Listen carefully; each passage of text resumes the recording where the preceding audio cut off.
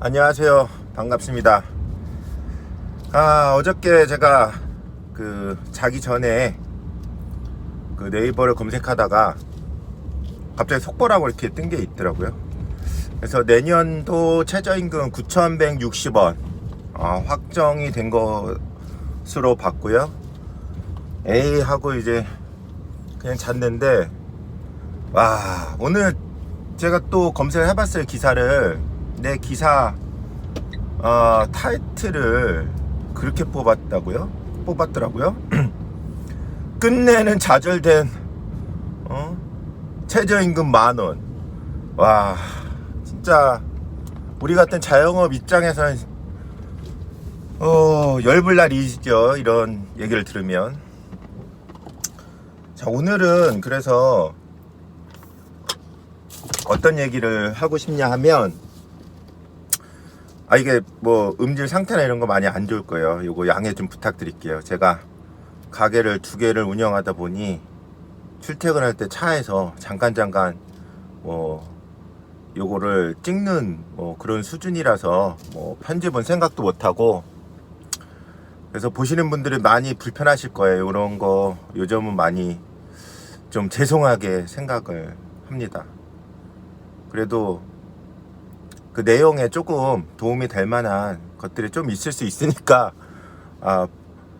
한번 들어보시면 그래도 아마 조금 도움이 되실 부분이 있을지도 모르겠어요. 어쨌든 간에 얘기를 계속 이어서 하자면, 제가 당부드리고 싶은 말씀이 있어요.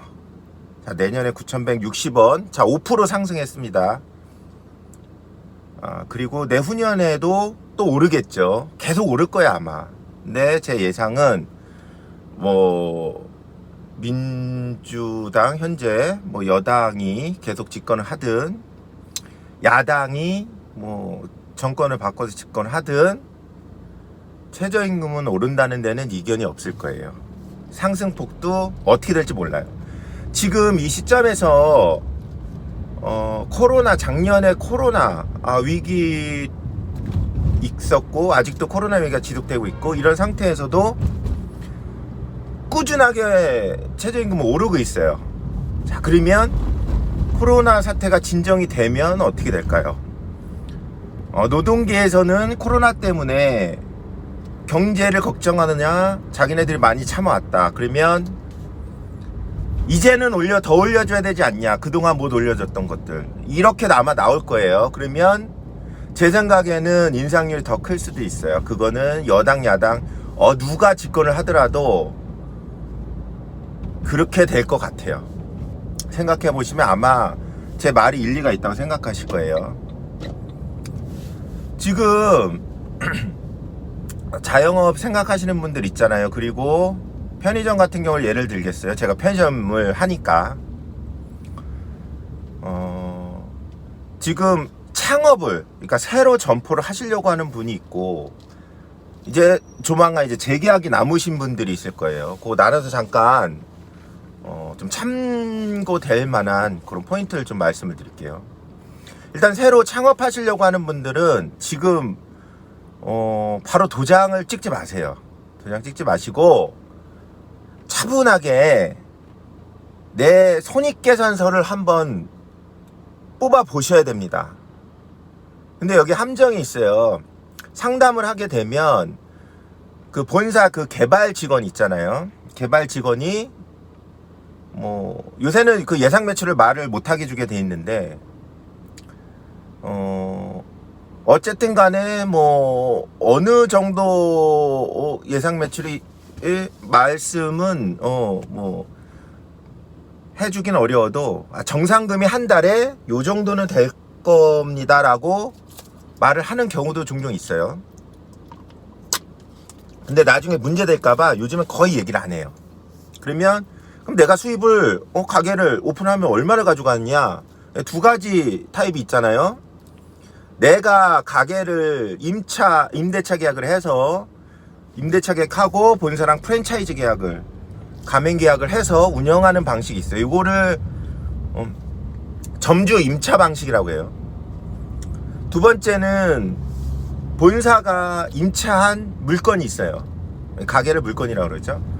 물건이 있는데 여기에 위탁 운영을 하실 분을 구해요.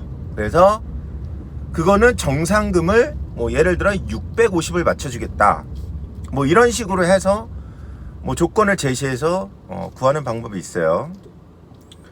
근데 둘 다 보류하시는 게 좋을 거예요. 그리고 만약에 적어도 난 이거 가게 꼭 해야지 먹고 산다 하시는 분은 잘 고려해 보세요. 오히려 마이너스가 날 수도 있습니다. 편의점도 마이너스가 나요. 제일 먼저 고려해 보실 건 손익계산을 작성하는데, 가장 여러분들께서 관가하시는 분들이 보통 우리 임대차 계약을 하면 임차료 있잖아요. 임차료는 아마도 제가 뭐 보진 않았어도 일일이 2년에 5%씩 인상하는 거로 보통은 작성을 많이 해요. 자, 그리고 또 인건비는 한 올해 5.1% 5% 정도 올랐으니까 제 생각엔 최소 5%는 잡아야 돼요. 이제 매년 최소로. 그러면 해마다 비용 구조가 올라가는 거예요. 대부분이 실수하는 경우는 내가 계약하는 시점에서 인건비는 요 정도고 임차료는 요 정도니까 매년 얼마씩은 남겠다, 이렇게 하시는 분들이 대다수인데, 이렇게 하시면 안 됩니다. 그럼 나중에 가맹계약이 몇 년입니까? 점주임차 기준으로는 뭐 거의 메이저 브랜드 다 5년이에요. 그럼 5년간 매년 1년씩 5% 오른다고 생각해 보세요. 그러면 내가 가져가는 순이익은 그만큼 매년 줄어들 수밖에 없어요. 그리고 매출은 어떻게 될까요? 자, 매출은 올라가는 경우도 있어요. 하지만 상권이 중간에 변화합니다. 내가 현 시점에서 보는 상권이 5년 유지되는 게 아니에요. 상권은 생물이라고 하죠. 생물. 나중에 상권에 대해서도 한번 자세히 말씀드릴 기회가 있을 것 같은데, 진짜 뭐 어느 순간에 상권이 그러니까 내가 모르는 사이에 조금씩 변하는 거예요. 그러다가 내가 뭔가 변했다라고 싶으면 상권이 그때 눈에 보이게 변한 거죠. 그렇기 때문에 상권을 현재 시점에서 자신하시면 안 돼요. 미래 시점까지 이게 유지된다? 그거는 어렵습니다. 그리고 상권은 좋아지는 경우보단 오히려 경쟁점이 들어오거나 뭐 주변에 인구가 이동하거나 뭐 여러 가지 일들이 발생할 수 있어요. 아니면은 뭐 신축 아파트가 생길 수도 있고, 그렇기 때문에 장담할 수가 없어요. 그러나 확률적으로는 경쟁이 좀 심해지기 때문에 악화될 확률이 더 높다, 좀 더 안 좋아질 확률이 높다, 이렇게 말씀을 드리고 싶습니다. 자, 그러면 손익계산 뽑을 때 이런 것들을 감안하세요. 그리고 보수적으로 보셔야 돼요. 손익 뽑을 때 내가 나는 열심히 하니까 매출을 더 올릴 수 있겠지, 매년. 그래서 매출을 얼마 정도 더 올릴 수 있겠지. 이거 어렵습니다. 매출 하루에 10,000원 올리기도 어려워. 솔직히 뭐 열심히 하면 뭐 1, 2만 원 더 올릴 수 있는데, 그 정도 갖고는 어떤 영향을 주는 매출을 만든다 보기 어려워요. 그러니까 그런 부분 잘 생각하시고, 일단 현재 시점에서 각 그 메이저 브랜드 편의점 메이저 브랜드 회사들은 요거 감안 안 하고 조건을 제시할 거예요. 인건비 상승 감안 안 합니다, 걔네들은. 그래서 내년에는 좀 반영이 될 수도 있어요. 왜냐면 사업계획이 한 뭐 가을쯤에 회사들이 사업계획 짜잖아요. 그때 뭐 인건비 인상률 좀 반영해서 정상금 수준을, 아마 예상 정상금 수준을 반영해서 이 정도에서 뭐 점포 오픈을 시킨다, 뭐 이런 게 아마 논의가 될 거예요. 그거는 뭐 아직 시기상조니까 가을쯤에 아마 뭐 회사들이 사업계획 짤 때 아마 그런 거는 생각을 할 수도 있겠고요. 지금 오픈하시면 지금 벌써 7월이잖아요. 그럼 하반기잖아요. 그러면은 거의 내년부터 영업하시는 부분이에요. 뭐 올해 뭐 한 6개월, 5, 6개월 정도 하신다 하더라도 지금 뭐 계약하시면은 한 8월, 9월 이때쯤 오픈하시는 거니까. 그러면 고스란히 내년도에 인건비 상승한 부분이 포함돼서 운영이 되고, 지금 회사에서 제시하는 조건은 그거는 가만히 안 된 조건이 될 가능성이 높다. 그래서 계약을 하실 분들은 이거 긴가민가 하다, 수익이 날 수도 있고 안 날 수도 있을 것 같다라고 생각하시는 분들은 솔직히 말씀드려서 안 하시는 게 나아요. 그런 건 하지 마세요. 진짜 이거는 정말 잘 될 것 같다라고 해서 오픈을 해도 한 2년 막 이렇게 오픈하고 나서 고생하는 경우가 많아요. 왜냐하면 내가 생각한 대로 상권이 형성이 되지가 않아요. 물론 뭐 기대 이상으로 될 수도 있지만. 그래서 그런 거 꼭 좀 감안하시고요. 그 다음에 점주 임차, 본부 임차 요거 구분해서 임대차 관련해서 말씀드리는데, 뭐 월세야 뭐 그 주변에 형성된 그런 시세로 가니까. 그런데 권리금은 지금은 권리금 많이 주는 데는 많이 주고 하시는 거는 좀 아니지 않나, 저는 개인적으로 생각을 합니다. 저도 계속 제가 지금 점포를 2개를 운영하고 있는데, 하나가 내년에 할지 말지 막 이래서 하나를 미리 얻어볼까 해서 저도 지금 많이 다른 뭐 메이저 회사 개발 직원한테 소개받고 가서 좀 보고 그랬는데요. 계속 뭐 시간 날 때마다 그러고 있어요. 근데 이제 고정비 높은 건 좀 어려울 것 같아요. 그래서 인건비도 저희한테는 고정비예요. 회사 입장에서 보면 뭐 제조업체 보면은 인건비는 변동비일 수도 있지만 우리한테는 고정비입니다. 매월 우리가 쓰는 근무자, 알바, 친구들의 시간이 거의 일정할 수밖에 없어요. 그래서 인건비가 물론 날수의 차이가 있지만 거의 고정으로 나갑니다. 그리고 월세 고정으로 나갑니다. 그리고 영업비라고 뭐 각종 비용들이 있어요. 그거는 뭐 나중에 좀 자세히 말씀드릴 텐데, 점포 운영하면서 발생되는 비용이에요. 그런 거 나가고요. 그 다음에 관리비 나가고요. 그거 다 고정비예요. 그래서 고정비가 높으면 우리가 이거 장사를 할 수가 없어요. 고정비를 최대한 낮추는 방법으로 가셔야 되고, 그렇기 때문에 난 그럼에도 불구하고 난 딴 게 할 게 없어, 나는 편의점 계약을 지금 하려고 한다, 이렇게 하시는 분은 그러면은 요거 한번 생각해 보세요. 야간 24시간 영업은 이제는 하지 마세요. 편의점 회사에서는, 본사에서는 무조건 24시간 영업을 해야지 뭐 배분율을 더 주고 전기세를 뭐 일부 더 지원해 주고 뭐 이런 얘기를 해서 꼬시거든요. 근데 앞으로 보면 이거는 24시간은 이제는 많이 없어질 것 같아요. 그리고 새하루 계약하실 때도 미영업으로 많이 바꾸세요. 24시간 미영업. 그래서 뭐 19시간 영업이다, 18시간 영업이다, 차라리 그게 낫습니다. 근데 중간에는 못 바꿔요. 계약을 하면 끝이에요. 계약하기 전에 그거를 정하셔야 돼요. 뭐 개발 직원이 이럴 수도 있어요. 뭐 전심이 나중에 이거 하시다가 야간에 매출 안 나오면 바꿀 수 있어요. 물론 바꿀 수 있는 제도가 있어요. 그런데 그거를 바꾸게 되면 배분율이 엄청 깎입니다. 그리고 지원금도 야간 활성화 때문에 줬다, 얘네들이 이러면서 그거를 다시 돌려달라고 할 수도 있어요. 처음 시작할 때 하셔야 돼요. 그런 조건들은 세팅이 돼야 돼요. 나중에 중간에는 거의 바꿀 수 없다, 이거 생각하시면 돼요. 그리고 나중에 오픈할 때 주의할 점 좀 말씀드릴 게 있는데, 시설 부분 있잖아요. 시설 부분 중에서 내부 인테리어 말고 뭐 어닝을 좀 하고 싶다, 아니면 밖에 데크를 좀 만들고 싶다, 요런 거 나중에 협의 못 합니다. 자, 오픈할 때 계약 조건에 그게 들어가야 돼요.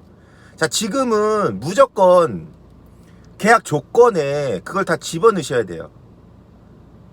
나중에 절대 못해요. 예전에는 좀 그렇게 나중에도 해주고 막 그런 게 있었어요.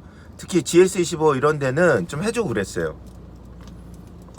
근데 지금은 회사도 다 비용 점검을 하기 때문에 그게 다 계약 조건에 들어가요. 그래서 계약서 사인 끝나면 그때 이거 데크 좀 필요한데 하면 그러면은 뭐 점주님 얼마 부담하셔야 됩니다. 이렇게 나옵니다. 그래서 그거 주의하시고 꼭 해야 되시는 분들은 24시간 영업은 하지 마시라 이런 말씀을 드리고 싶고요. 그 다음에 배분율을 더 주장을 하셔야 돼요. 내년에 이렇게 인건비가 오르고 그 후년에도 오르고 계속 올라가는데 5년 동안 이 배분율은 5년 동안 고정이 되니 나는 이거 갖고 먹고 살기 어렵다. 배분율을 더 달라. 이렇게 말씀을 하셔야 단지 2% 3% 더 받습니다. 그리고 또 하나 말씀드릴 거는 그 점주 임차 말고요. 본사에서 임차한 점포에 들어가서 운영하실 그런 타입이 있는데요.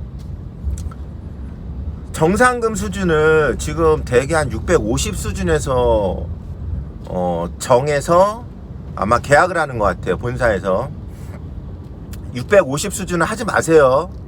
진짜 골병만 듭니다.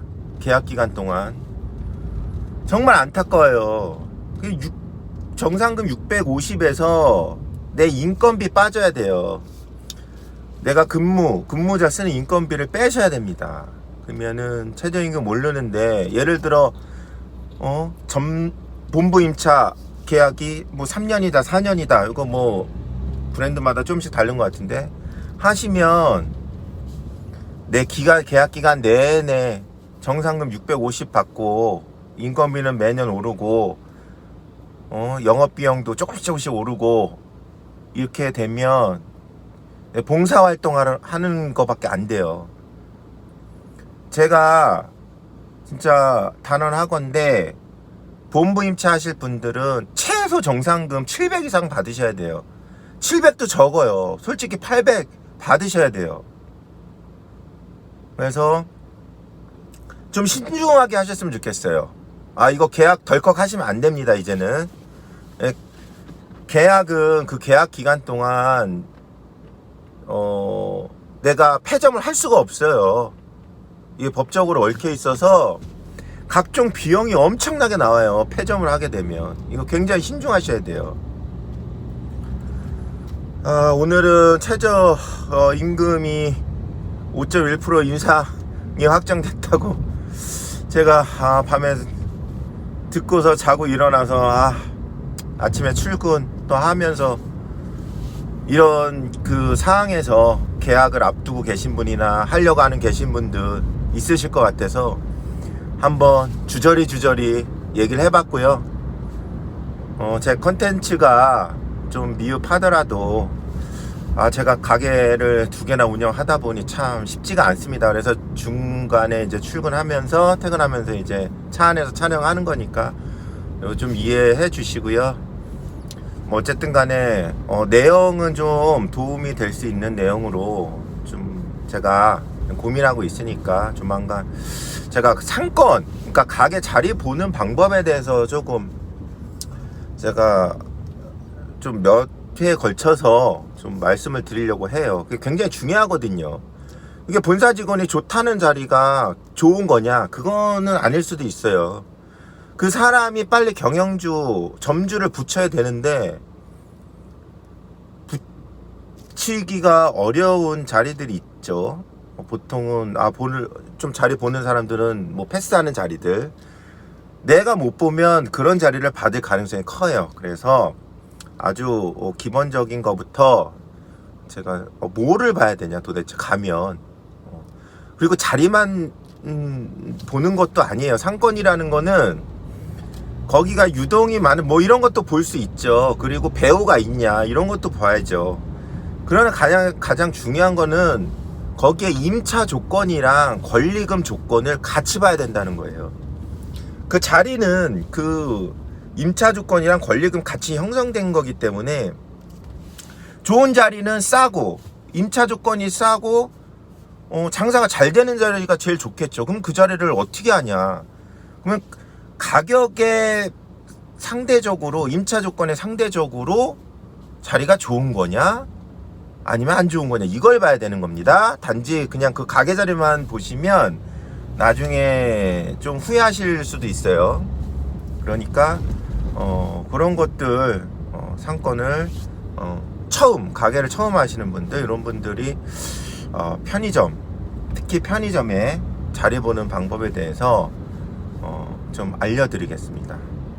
그러면 오늘은 저도 이제 거의 제 가게에 거의 도착할 때가 돼가지고 또 오늘 하루 또 열심히 일해야 되니까 여기서 마치고요. 다음에는